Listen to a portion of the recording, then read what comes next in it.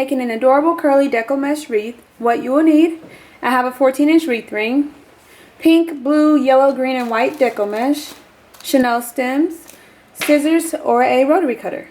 Alright, let's get started. Alright, so I have cut all of my mesh into 8-inch long pieces. I have white, pink, blue, yellow, and green. And I have made some wreaths where I use 5 different colors in each bundle, but this time I think I'm going to go with 4 colors in each bundle and just kind of alternate which colors I add to the bundle just to make it more fun and colorful. You can definitely add all colors. You can go with just 3 colors, whatever you prefer. I will link videos in the description box down below of how to make this wreath in different ways. I also have my stems, which I have cut into 4ths. You can also cut them into 3rds. That'll be a little bit easier to attach them to the wreath, but 4ths will save you a few stems. So it's whatever you prefer. So to start off, I'm going to take my mesh and roll it at a cute little curl. Take another piece. And as I roll these, I'm going to just crisscross them so that all of the colors are visible. I don't want to hide any of the colors.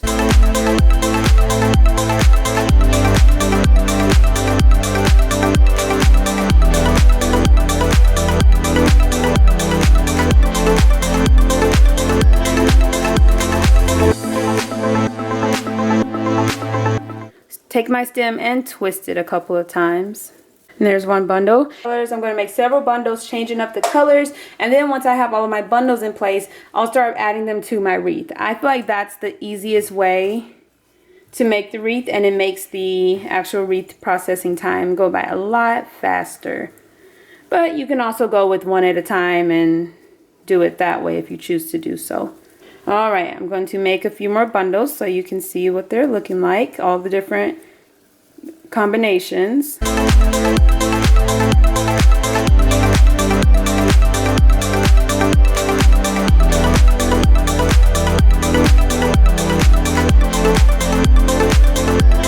And with changing up the colors, I also change up the order as well.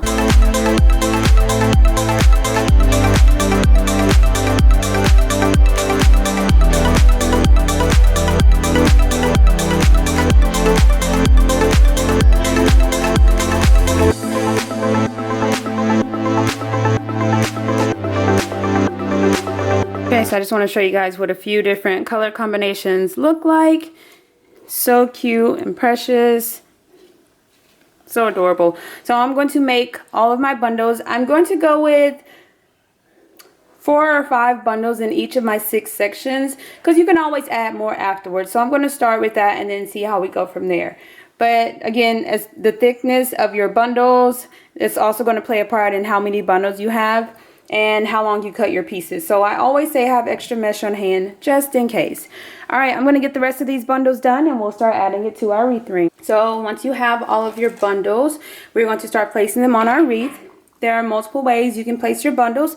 You can place them all on these center 2 rings, or you can alternate outer, inner, or you can even alternate with each of the 4 rings. Whatever you prefer. I've done all ways. They all look cute and adorable. It just depends on personal preference. For this specific wreath, I think I'm just going to alternate between the inner 2. So outer, inner, just like that all the way around the wreath. So I'm going to take my bundle, place it on the outer stem, and twist it a couple of times, and tuck away my stem. And then the next one will go on the inner. Twist it and tuck it away. And the next one will come back to the outer and the inner. One more time. Okay, so once you have that bundle together, just adjust and maneuver your mesh. So this is one section, so cute and poofy. I'm going to continue adding my bundles all the way around my wreath.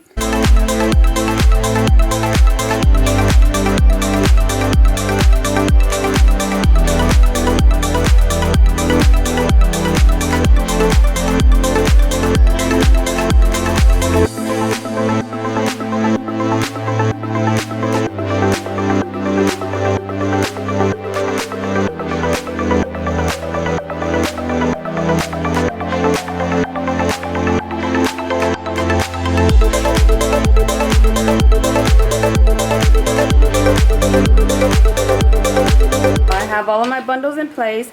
5 bundles in each of my 6 sections. I think that makes a very nice and poofy wreath. It's so cute, precious, and adorable. You can add in any additional embellishments you'd like. You can add carrots, eggs, a sign to the center, whatever you prefer. But it's so cute, simple, and easy to do. Modify the colors, the style to fit your theme.